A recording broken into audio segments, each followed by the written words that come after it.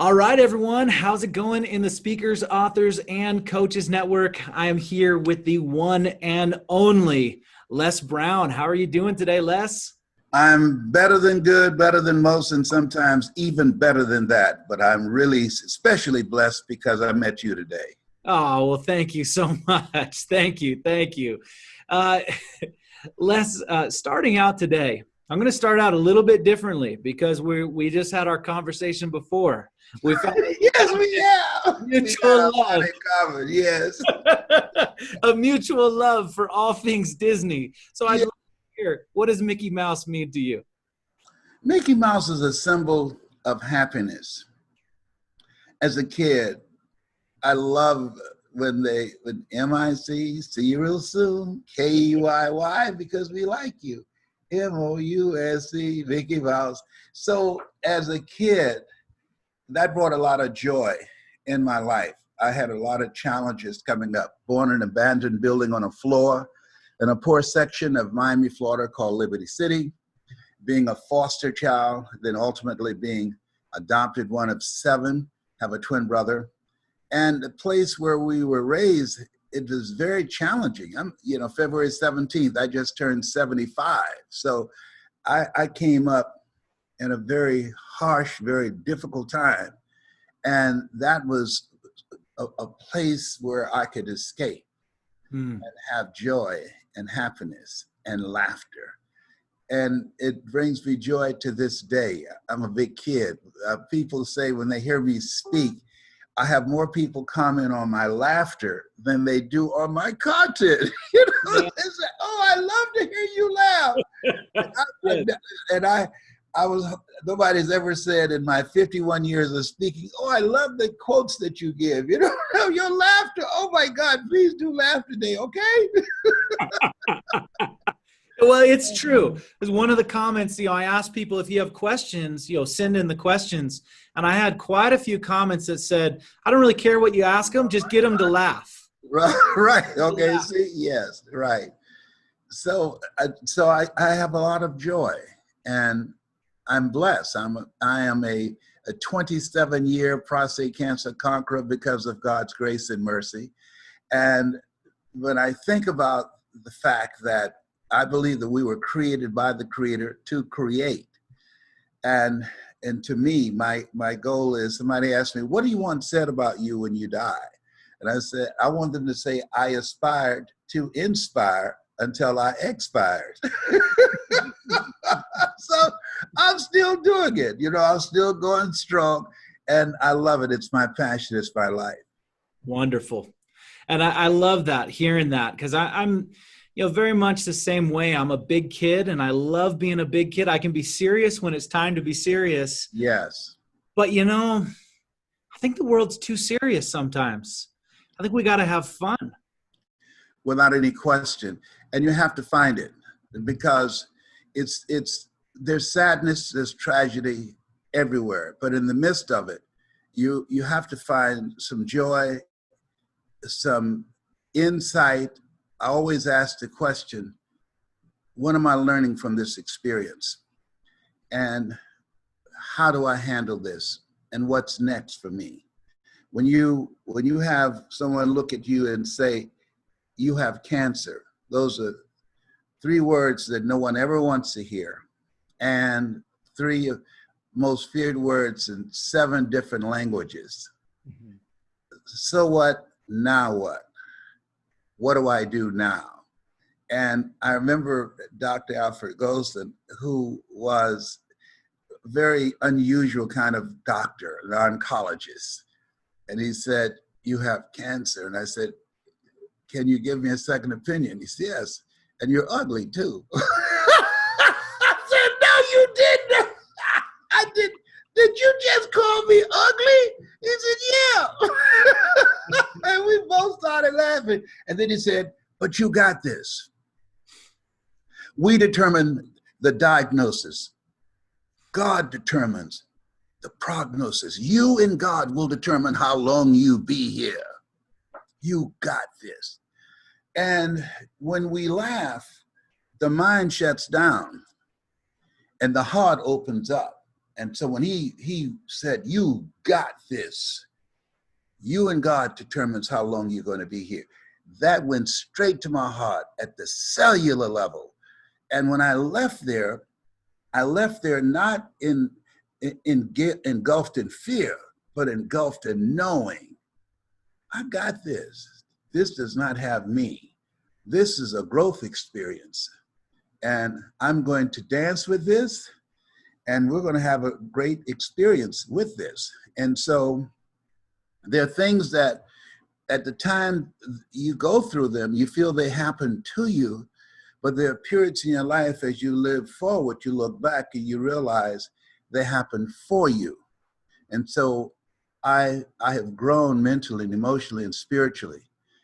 I'm a better person. There are things that used to get on my last nerve that no longer bother me, you know, and it causes you to put things in perspective. And so I'm thankful for just being here every day. The goal that I have when I wake up in the morning, I say this scripture: all things work together for good for those who love God, for those who are called according to his purpose. And I write down 7 things that I'm grateful for, my gratitude list each day. Wow. That's amazing. And what you shared right there, I think is so important right now because you talked about things happening for you and not to you. And I know that a lot of people are going through more stress than they've gone through in maybe a lifetime right now. What's your advice for someone who feels like, they just don't know what to do? They feel like they're at the end of their rope because of everything that's going on in the world right now. The most important thing that people can do is try and get your program on the internet and focus on what you have on the wall. Focus on the good. Because the reason, Zig Ziglar said something about fear, and this is where a lot of people are operating and living from a place of fear. He said, fear. He said, the majority of people forget everything and run.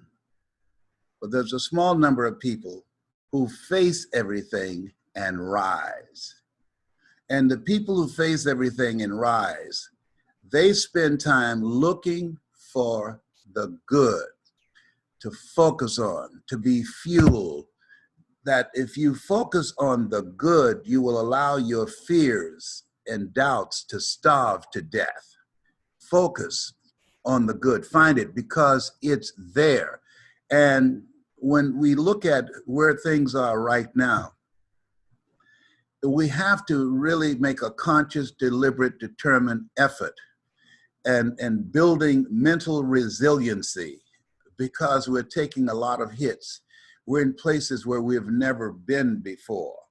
And so as a result of that, it takes everything in you to keep your mind focused on the good, on what it is that you're creating, what it is that you want to produce in your life. He said, I'll keep thee in perfect peace whose mind is stayed on thee. And it's not easy. It's easy to say focus on the good, but it's not easy. It takes a conscious, deliberate, determined effort.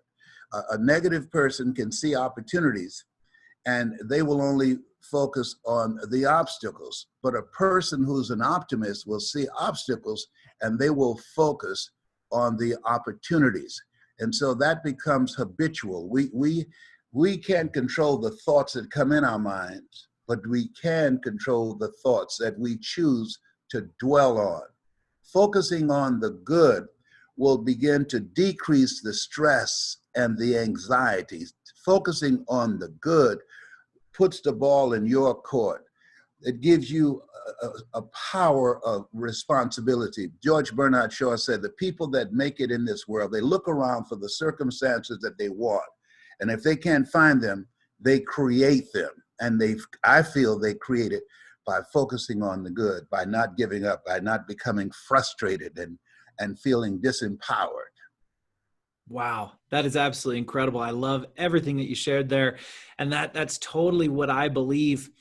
And I want to share a story with you. And as soon as this interview came as an opportunity, I wanted to publicly thank you. I wanted to publicly thank you for the effect that you had on me, and also for the effect that you've had on so many people. But I want to share a story with you. When I was first starting out, when I first decided that I wanted to make a career as a motivational speaker, now I can say that I've done that for nearly a decade now, and I'm very happy about that. But at the very beginning, said I want to do this. And of course, I was, learning different things and things like that, but I had to stay determined in order to do it. And I purchased an audio program, one of your audio programs, and I would listen to that every single day. And every time I'd get a no from someone, I would listen to that. I'd listen to it in the morning. I'd listen to it while I was sending emails. I'd listen to it constantly over and over and over again to give me the drive to keep going. And even though everyone was saying no and no and no and no and no, I had less in my ears saying yes. And to me, I made all the difference in the world. And I just wanted to thank you publicly for myself and the millions of people that you've been able to have an impact on over the years. Thank you so very much. That's very kind of you to share that. To God be the glory. Something that I feel all of us have moments in our lives when we need to have another voice to override the voice that we have picked up from life, yes, or because of the experiences that we have gone through, that something that will interrupt our thinking, that will give us fuel. I had a friend named Suzanne DePass. She used to be the president of Motown Records. And she said, make no your vitamin. And every time I ran into a rejection, I always thought about that word always came back to me. Make no your vitamin. Let it strengthen you. That means that you are closer to a yes every time you encounter it, because it's out there somewhere. Get excited when they say no. And I've had people who they told me, when I first started out, I said, oh, thank you so much. And hang up, they called back and said, did you hear what I said? I said, no. I said, no. Oh, yeah, I did. I heard what you said. Yeah, thank you again. And hung up and said, oh, look here, okay, let's go through this again. Tell me, let's go through the presentation.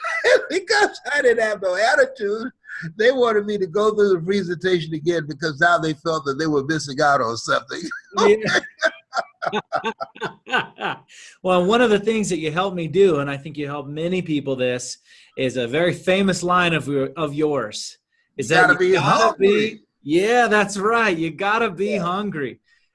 Yes. I want to know, what does that mean to you? What does it mean to be hungry? It means that you have to go all out. When the odds are stacked against you, when a system and a culture is designed to hold you down, you don't have time to sit around and be depressed and talk about it. You spend all your time and energy looking for ways in which you can overcome that. And so people that are hungry know that you will feel your way to success. Walt Disney filed bankruptcy 7 times and had 2 nervous breakdowns, and he just kept going. That as you look at your goals and dreams, you have a great deal to overcome. There will always be interruptions. And there's a saying in church, they say, new levels, new devils. But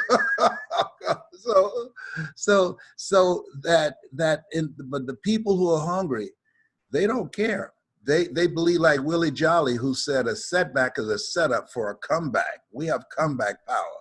I have a saying in one of my recordings that if life knocks you down, try and land on your back, because if you can look up, you can get up. And people that are hungry, they get back up again. So that's what it means to me, that you are unstoppable, you are relentless, and you know it's not over until you win. Yes, that is it. It's not over until you win. And it's so amazing. Thank you so much. So did you hear the speech in the Georgia Dome that I gave? I've listened to it many times, but please tell us about it, because maybe there hasn't. That's what I was calling John Leslie, my son, but he went downstairs. I was playing with him Connect 4 and beat him 11 games because I told him I was #1 on Mars and Jupiter with Connect 4 and the universe. And so I already quit. I just got tired of beating him. And he said, oh, you can't quit now? I said, why? He said, it's not over until I win. I said, okay, I'm not going to give you any breaks. And so we played a few more games, and he finally won one. He got up, he said, okay, Dad, I'm ready to go to sleep now, and walked away. I said, well. Well, hey, he's using your own words against you. Yes, yes, absolutely.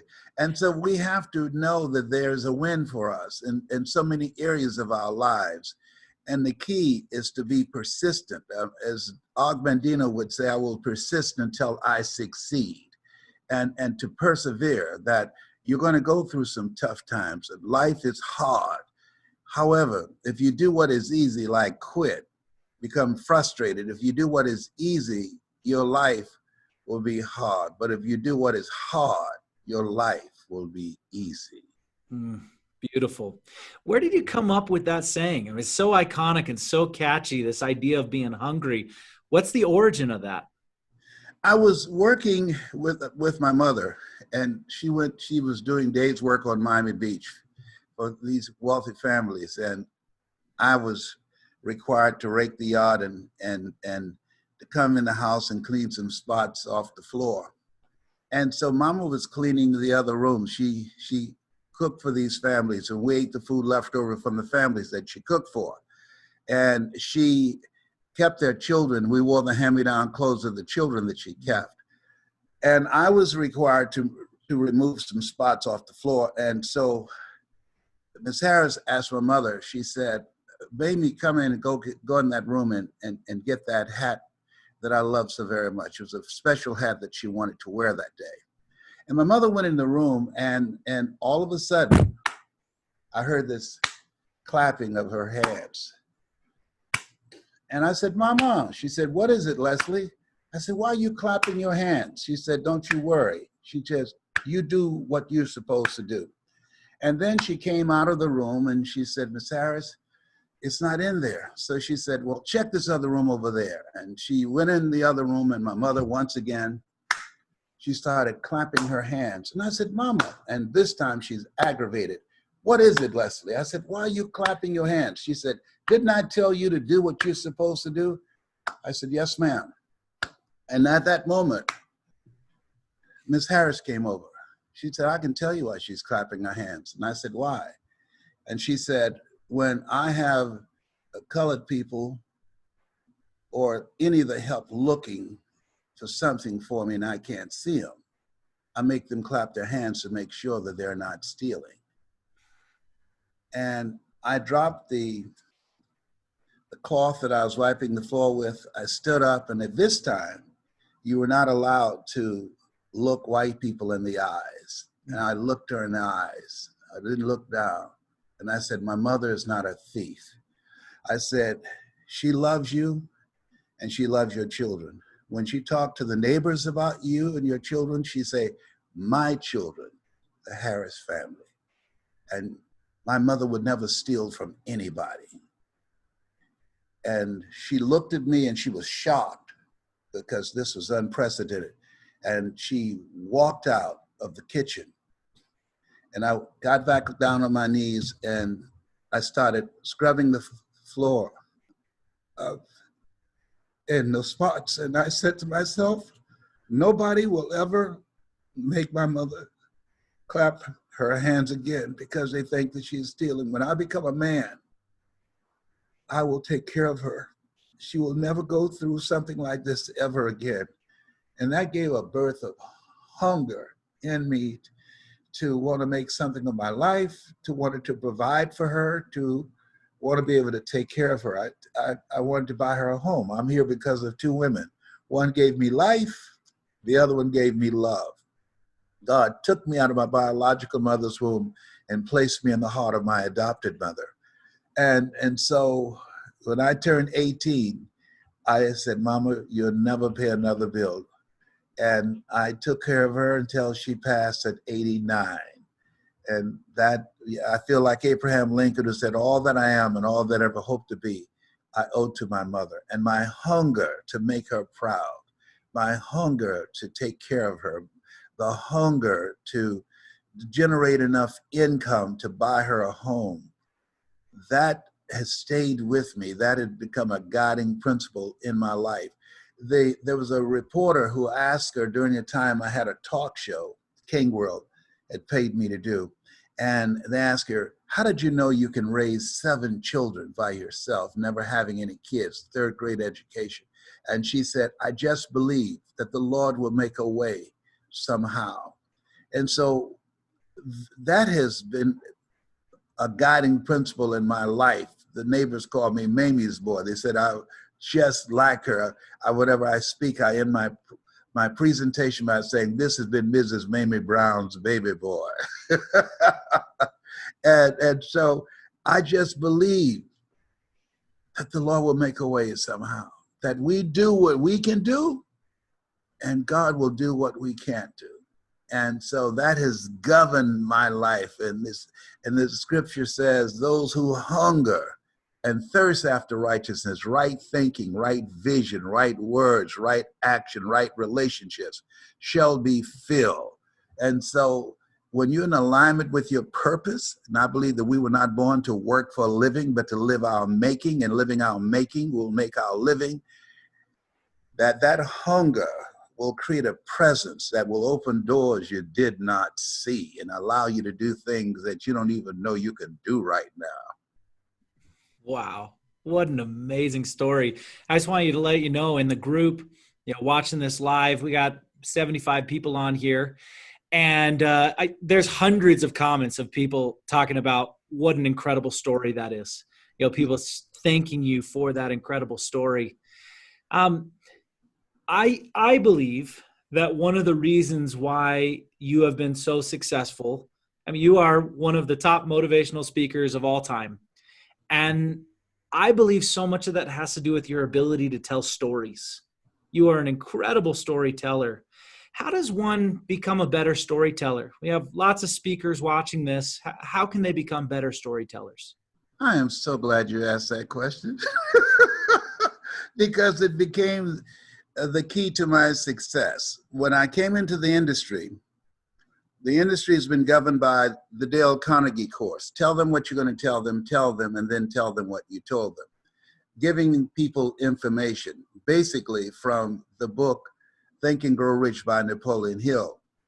My mentor, Mike Williams, who has been my strategist and my coach, he said, Brownie, he said, if information can change people, everybody would be skinny, rich, and happy. He said, what you want to do is create a significant emotional event. You want to share your story. And I said, why? He said, a story has a human face. You want to use your story. People are basically emotional. To expand a person's vision beyond their mental conditioning and their circumstances, to touch their heart and to ignite their spirit so they become, as Mother Teresa would say, a pencil in the hand of God and start writing a new chapter in their lives.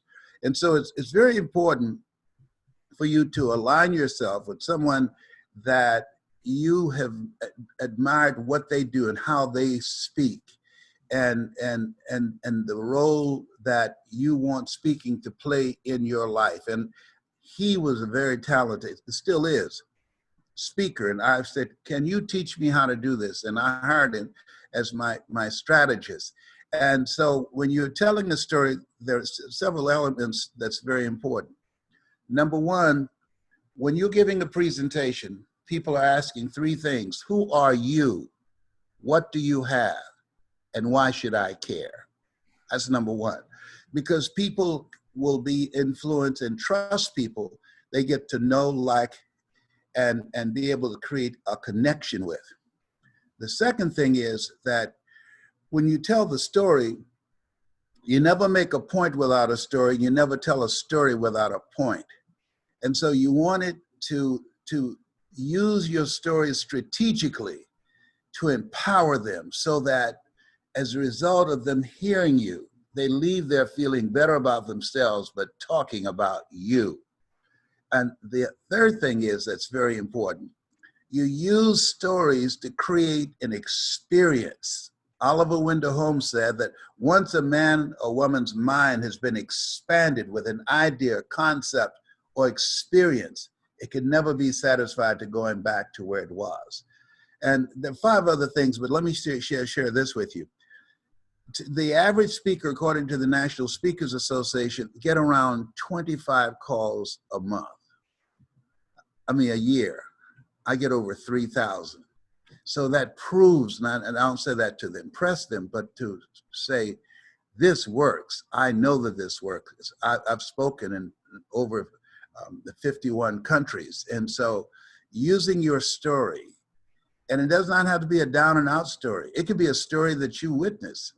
Marianne Williamson, who wrote a book called The Return to Love, she talked about a book that she read called A Course in Miracles. And she built a whole career talking about a book she loved that transformed her life. The key is that each time you tell the story, you tell it like you're telling it for the first time.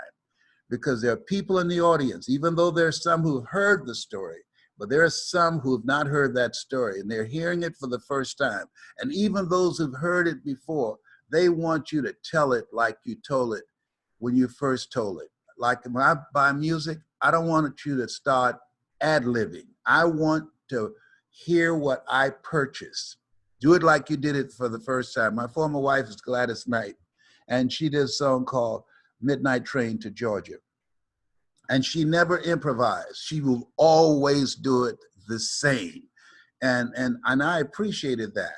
And so the power of how a story can get in a person's heart and stay there, and they will remember that during the tough times, during the dark times, that story will bring them out. A lady told me the other day, she said, I was feeling sad because I was diagnosed with 4th stage cancer. And I've been depressed. I heard an interview with you. And when you told me, when you said that the oncologist told you when you asked for a second opinion, you were ugly. She said, I started laughing. He said, you are crazy. How can you be so joyful? So she said she had been in bed for like 3 weeks. She said she got up, got dressed, and didn't have anywhere to go around the house. I told her, because in that interview I talked about I was eating a lot of rabbit food. I feel like a silly wabbit. And so she said, I started finding things to enjoy about life, to laugh about, and I have exceeded everyone's expectations around me, and I'm no longer in hospice. Mm. To God be the glory. Yes, yes. Wow. Yeah, you're it's just incredible. Your ability to tell stories. I've seen you live several times, and every time, when you see other speakers, what is a lot of the audience doing? A lot of the audience is looking down at their phone and doing things like that. But when you speak, every single eye is up front. And it doesn't matter how many people are in the room, how far back they are, every single eye is on you. And it's just this amazing ability to tell stories. Yes, but you have to be immersed in the story. You can't, there's a difference between telling the story, presenting the story, and living the story. So when I tell the story about Mr. Leroy Washington, that I was in his class and he asked me to do something, and I said, sir, I can't do that. Why not? I'm not one of your students. Look at me. Yes, sir. Do what I'm asking you to do anyhow. I can't, sir. And the other students started laughing. He's Leslie. He's got a twin brother, Wesley. Wesley's smart. He's DT. What's DT? He's a dumb twin. I am, sir. Don't you ever say that again. Someone's opinion of you does not have to become your reality. You hear me? Yes, sir. Yes, sir. On that day, he looked at me with the eyes of Goethe, who said, look at a man the way that he is, he only becomes worse. But look at him as if he were what he could be, then he becomes what he should be. That was a transformative experience. So I don't just tell the story. Yeah, you're doing a monologue. I mean, it's like, yeah. I got somebody I'm working with today. I'm going to be working her. I hope she doesn't see this program because she's got this story. I said, no, you got to get the butter from the duck. I got to go up there and pull it out. Oh, because that story has so much power in it. Yes, and so when you are immersed in it, when you go back to that original moment, We are emotional people. We have emotional memory. And so you don't just present it, but you experience that moment, and the audience will experience that moment with you. And it will take them to another place and allow them to back up and to look at their lives from another perspective and say, if he can do this, I can do this. That's the key for us to review and to rethink our lives where we are right now. We have to rethink and start asking ourselves the question. First of all, this is a cocoon. My daughter, Dr. Ona Brown, she said gaps are from God. And so we got a gap now. We have time that we can think. We have time that we can upgrade our skills, upgrade our relationships. We have time to look at our lives and ask ourselves, how am I going to emerge from this? What will be different about me? What radical change in my behavior that I need to make that will allow me to make this time that we're in a lockdown become an asset to me rather than a liability. My son, John Leslie, who's a speaker, he said, maximize your downtime. And I said, why do they call it downtime? He said, because that's when most people engage in behavior that keeps them from going up. He said, you want to spend time in your downtime working on and developing and perfecting the skills that will allow you to soar and have major breakthroughs in your life. That's incredible. The way that you told that story was of a world-class actor. That really was a world-class actor. That was amazing. How'd you get started? When you first started as a speaker, how did you get started? So many people in our community are brand new speakers who want to get started. And so I'd like to go back to the very beginning. How did you get started? When did you decide to do this? How did this go? Mr. Washington was a speech and drama instructor, and I was in special education. When I was in the 5th grade, I was identified as EMR, labeled educable mentally retarded, and put back from the 5th grade to the 4th grade. And I fell again when I was in the 8th grade. And after we had our first encounter, and he told me that someone's opinion of me did not have to become my reality, I failed that year and had to go to summer school for the 5th straight year. And I was walking down the hall, and I heard this voice coming through the auditorium doors, and I recognized that voice. And I went in, and there are many people listening right now who've had an experience where they heard someone speaking, and they felt, that speech is for me. He's talking to me. And he said, you have greatness in you. He said, Booker T. Washington, not the largest, but the best. And when you leave here, you have a chance to make your family proud, your school proud, your community proud. You have greatness in you. And I'll never forget, I followed him down the auditorium steps, and we were in a parking lot. I said, Mr. Washington, do you remember me, sir? He says, no. I said, I'm Leslie. I got a twin brother, Wesley. You said to me, somebody's opinion of me does not have to become my reality. He said, yes, yes. I said, you said we have greatness in us. You were in there with the seniors. You were junior. Yes, but I felt you were talking to me. And he said, yes, you do have greatness in you. And I said, how do you explain the fact that I have to go to summer school? My twin brother never had to go to summer school. He said, your grades don't determine who you are. He said, you just have to work harder. And he turned to walk away again. And I said, Mr. Washington? He said, yes. What do you want now? You said, we can make our school proud, our community. I said, I just want to make my mother proud. Can I make her proud? He said, yes. And he turned to walk away again. I said, Mr. Washington? He said, what do you want now? I said, you said if one person heard you, that you're being brought here from Stewart, Florida, that you're being brought to Miami, would not have been in vain. He said, yes. I said, sir, I'm the one. I heard you. You spoke to my heart. I'm the one, sir. One day you're going to hear my voice. one day you're going to hear my name again. I'm the one. And he turned and said, it's possible, young man, and started walking away. I said, don't you forget me.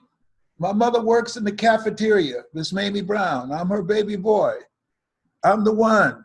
And I decided when I saw him, he became like my spiritual father. I wanted to speak like him. He was so inspirational and he was so gripping. And I studied him. And he taught in what's called a wooden portable. And I stood on a box outside the window and I would look in the room because I was not allowed to be mainstream at that time, being in special education. And one day it started raining so badly outside, he asked me to come in and sit in the back quietly and watch him as he was rehearsing the other students. And I studied him very closely. And I said to him, I said, one day, sir, I'm going to be as good as you. One day, I'm going to be as good as you. He was my hero. And that's when I got the bug. He was powerful. I spoke at his funeral. We called him the great communicator. Mm. You know, you brought something up there that I should have brought up earlier when I was telling you about listening to your tapes and listening to you over and over again. One of the reasons why I connected so much to you is that I also grew up in the special education program, and they didn't use the same terms when I was younger, but I was considered dyslexic and, you know, learning disabled, and school was such a struggle for me. And I remember hearing you talking about that for the first time I heard that, and I said, wow, you know what? I can do something. I can do something. That doesn't have to mean anything about me. And to me, that just made all the difference in the world. Seeing someone who was doing something that I wanted to do. And, you know, I look back, and at that time, I had an ability to communicate probably at a much higher level than most of the kids in the school, because that was natural to me. But yet I had a hard time reading, I had a hard time writing, I had a hard time doing all of that. And when I first heard you share that story, I felt like, okay, well, if he can do it with that background, then I can too. All right. Wow. That is wonderful to hear that. Thank you. Yes. Um, well, I'd like to, before we have a couple more questions, and I want to answer some questions from the people here, but tell us about your new book, because I'm really excited about it. I have a copy that's on its way right now, so I want to hear all about it. You've got to be hungry. This book, it took me a long time to get it out, and I realized it was written for this time. You've got to be hungry, the greatness within to win. And what it's designed to do, if you want to make it now, it's a different world, it's a different landscape. We're in the era of what the late Peter Drucker calls the era of the 3 C's: accelerated change, overwhelming complexity, and tremendous competition. And the people that are going to break through, the people that are going to live their dreams rather than their fears, they've got to be hungry. They are determined, they're unstoppable, they are relentless, they're always looking for ways to win. They're always looking for ways to elevate their lives, to elevate their accomplishment. They believe in legacy building. They're working on building a legacy and to live a life that will outlive them. And they're relentless. They'll come back again and again and again. And so this book, if a person procrastinates a lot, they're going to get over that. If they don't have confidence in themselves, they will know what they can do when they read this. If they've gotten stuck, they will be on fire when they read this. If you notice, Hungry has got bite marks on it. You know, and one time I wanted to have some bite marks on the book. You know? And so my daughter said, they're not going to know your teeth marks, Dad. All right? That's a bit much. Hello? So is the best place to get it on Amazon, or is it somewhere else? They can go to iamhungry.com, iamhungrylessbrown.com. iamhungrylessbrown.com. I'm going to pop that in the comments right now. Yes. So that everyone...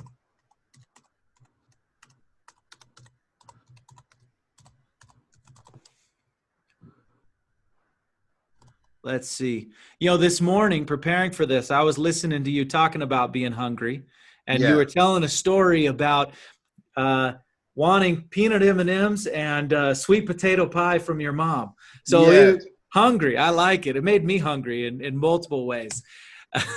So everyone, I just popped that link in the comments below.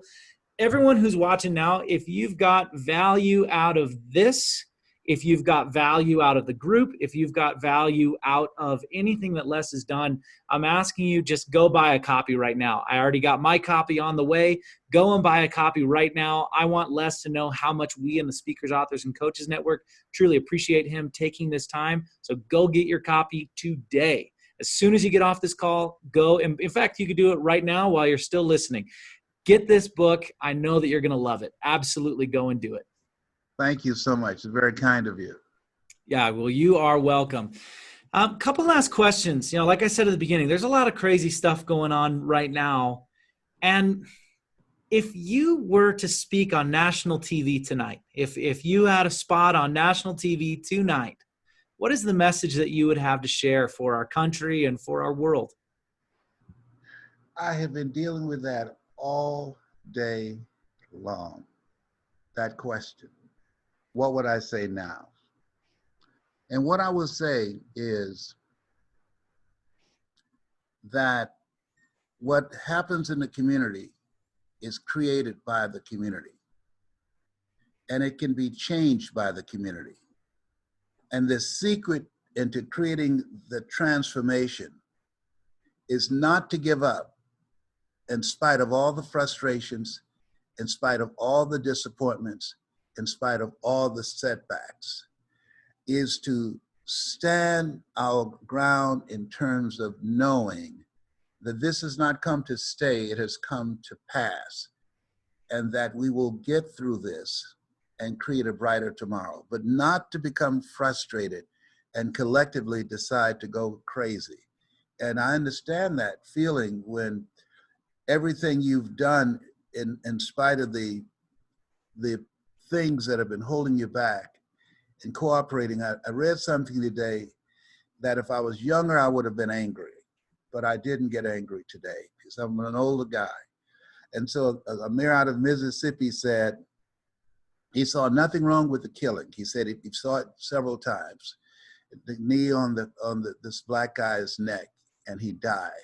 He said he was saying that he said, I can't breathe. He said, if you can't breathe, he said, you can't talk. He said, so he didn't die from a knee and the weight of the guy, the policeman, on his neck. He died from an overdose of drugs, or he had a heart attack. And I just said, whoa. Now, when you don't recognize people's humanity, whose paint job is different than yours, you can come to that kind of conclusion. Had that policeman had on just plain clothes and not a policeman's suit, he would be in jail. He would not have been able to go home. He would not have 50 police officers surrounding his house right now to protect him. And so we know that over 97% of police officers who kill unarmed African-American males never come to court, never have any charges filed against them. And of those who do have charges filed against them, less than 3% are ever convicted and go to jail. And so when you know that the system does not work for you, and you feel powerless, you feel terrorized, you feel frightened. I have 5 sons. I'm afraid for my sons. But also,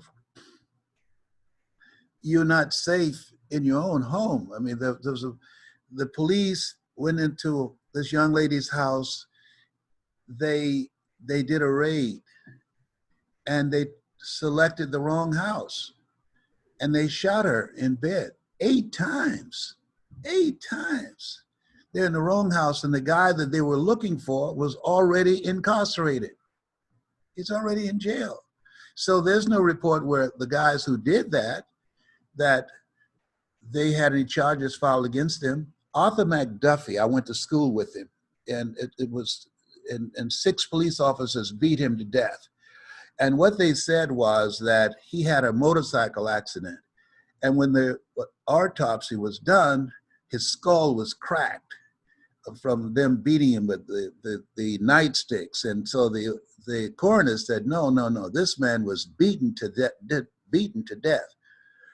So what they did was they were charged, but Janet Reno said to the jury, and this is where you can't win in the system, that the only way we can charge these 6 people with killing him is you have to determine which one of them struck the deadly blow.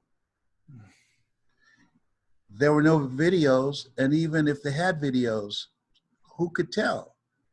And so those 6 guys went free. But if 6 black guys had beaten a white cop to death, they would not have walked free on the same thing. So we know justice is not blind. And so that erupted into the Liberty City riots. Oz McDuffie was a very nice kid. He was 1 year behind me. And he died a horrible death. And so policemen know they don't have to pay any consequences. They have absolute power to be judge, jury, and executioner. And absolute power corrupts absolutely. And what we have to do is not become frustrated, not to be driven by anger. When things go wrong, don't go with them. Anger is the wind that blows out the lamp of the mind. Be committed to the process. But some way, somehow, we're going to get to a place in our culture where people will not be judged by their skin, but by their character, by their behavior. That's a time that's coming. Unfortunately, what's disheartening for me at 75, I was fired 45 years ago for editorializing against police brutality. A Vietnam veteran was beaten while he was holding his 6-month-old baby. And I did an editorial on that. And so they fired the 2 police officers, and then they got me off the air, they fired me, and then they had the safety director to bring them back quietly. But I lost my job for bringing attention to, this man went and served our country, and you're gonna beat him? There's a dispute about a bill, and he gets clubbed and beaten down by 5 cops while holding his baby, trying to protect his baby. This is not who we are as a country. And so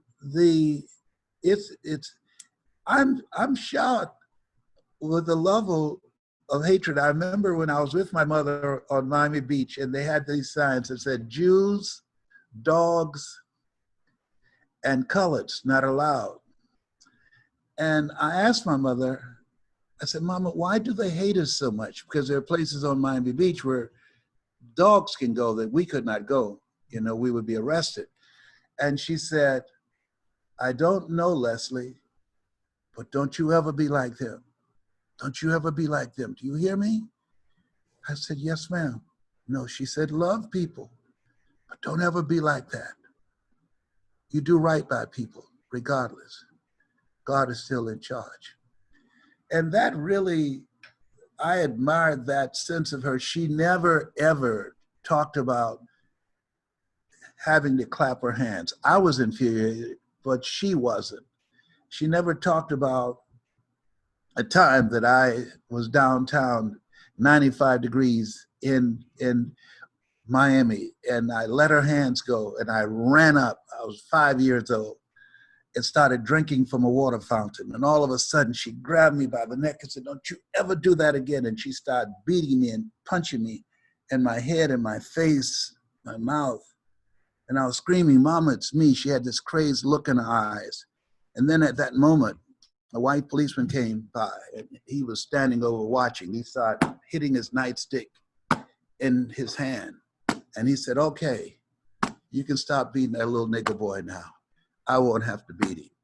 And he walked away laughing. And he looked back and he laughed like, I bet you won't do that anymore. And my mother, then she picked me up.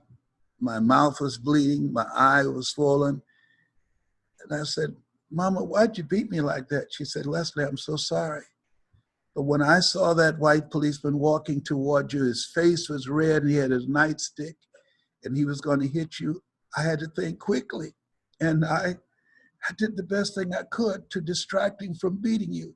Because had he hit you with that nightstick, he would have had to kill me. You hear me? He'd had to kill me, and I'd left you and your brothers and sisters to fend for yourselves. I'm all you got.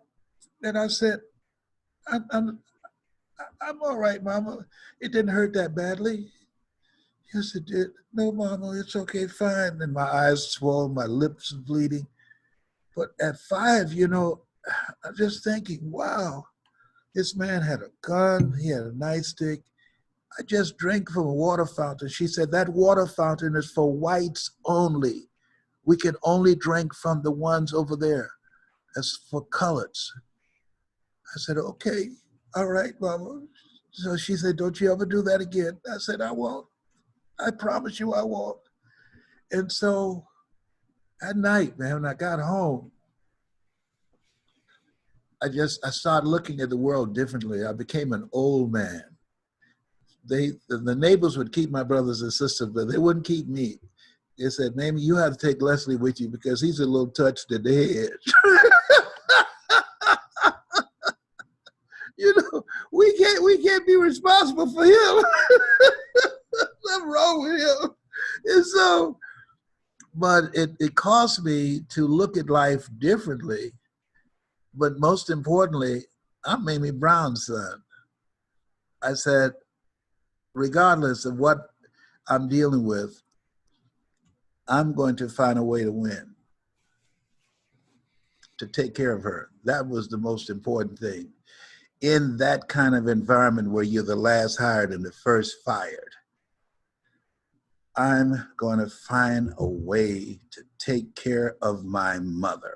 I'm old school that when I came up, women didn't pay bills. Men, not a grown boy, a man pays the bills. If a woman wants to work and earn money, then she uses that to pamper herself. But a woman is not supposed to pay bills. My mother said, if your wife has a job and a husband too, one of them's got to go. I said, yes, ma'am, Mama. I said, okay. I said, my wife will never have to work. So when I turned 18, she never had to pay another bill. That was a driving principle in my life, and how the influence that she had on me. She was quite a lady, quite an incredible person. I talk about a lot, and it's her courage and how she handled things. And as I look at things today, I'm an optimist. This has not come to stay. This has come to pass. I have a guy who he drove 80 miles to come hear me every week in Chicago.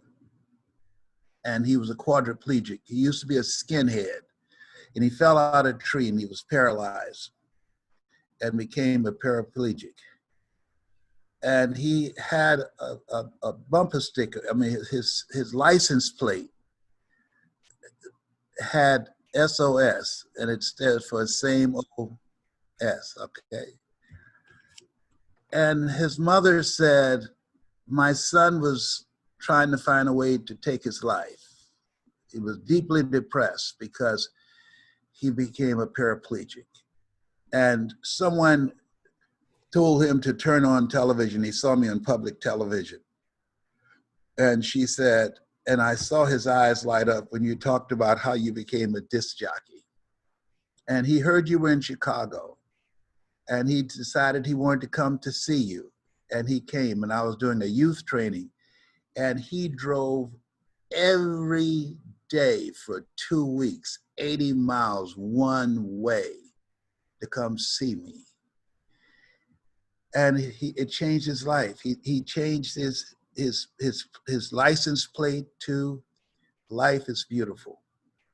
And he's a motivational speaker now. He's a wonderful person. He was just a kid, but he's a grown man now. I'm 75. My goodness, man. I'm old as dirt. I served at the Lord's Supper. And so he called me. I said, "You got gray hair?" He said, "I have no hair." He said, "You must have a Corona afro." I said, "I do." Oh my goodness. So to still be here, to be a blessing, and to make a difference, to live a life. I think all of us are here to live a life that will outlive us. That's the mandate for us. It's a wonderful thing. As Louis Armstrong said, "What a wonderful world." Absolutely. One of my favorite songs ever. And I want to end this. I have one last question, but I first want to say thank you so much for your Yeah, but I want us to share the stage together, not virtually. I want us to go head to head. Done. Deal. All You right. tell me where, I'll be there. All right. I want to say thank you so much for your optimism. And, I have this behind me to remind me every day to focus on the good. And to me, you epitomize that. That's something that you have always epitomized. My last question for you is, we have a lot of people in our community that feel like they have a story to share. They want to go out and make a difference. They want to go out and not just make a difference, but make a living making a difference. And what is your advice for someone just starting out who says, I have a story that I want to share, and I want to go out and I want to share that message? We have a 3-step process that we will do, because now everything is virtual and it's going to be this way for a very long time. Number one, we work on the messenger. We have materials for them to listen to work on their mindset. Who you are behind the words are far more important than the words that you speak. Number two, we go from the messenger to the message. We help them to extract the message and teach and share with them how to deliver that message. And three, we teach them how to monetize the message, how to earn money from home virtually. It's a speaker's dream. I will never get on an airplane again. And even though when I speak out of the country, I earn $225,000 an hour. But I'm not interested in flying anymore. I have 15 grandchildren. They call me Papa. They think I'm the greatest thing since sliced bread. Hello, hello, hello. I'm only second to Mickey Mouse. Okay. And so now people have the chance and opportunity to train in different cities, 3 to 4 different cities a day in front of the computer, do it virtually, and transform people's lives. So we teach them how to tell their story, how to train, and how to create and orchestrate an experience. So we work on first the mindset, because you don't get in life what you want, you get in life what you are. Secondly, we work on the message. We give a message out of our mess. And thirdly, how to monetize that. In 2007, Time magazine said the computer was the person of the year. Why? Because for the first time in the history of the world, everyday people had access to information and e-commerce. And so now you can run a global business from your computer. That's exciting. That is very exciting. That is And absolutely if they have an incredible. interest, they can just email me at lesbrown77@gmail.com and put in there, focus on the good. Okay, And I'll know that they listen to this show. They have to do it right away, and we will do something very special for them. Wonderful, wonderful. Absolutely. Everyone do that. So you said Les Brown 777? No, 2 7s, 77 at gmail.com. All right. LesBrown77@gmail.com. Les, thank you so much. This has been an absolute privilege and honor. Everyone watching live, thank you so much. Those watching the replay, post a comment below of the number one takeaway from hearing from Les Brown today. Les, I just want to tell you, you have inspired millions around the world. And to me, you've inspired the most important person in my life, this guy right here. So Well, let me tell you, I just feel a special love and connection with you. I can't wait for us to meet. I don't want no virtual hug. I want the real deal. Up in here, up in here. Okay. All right, everyone. We're going to be signing off. Les, if you can stay for just one more minute, but we are signing off Facebook Live. See you guys later. You guys are awesome. Bye. Bye.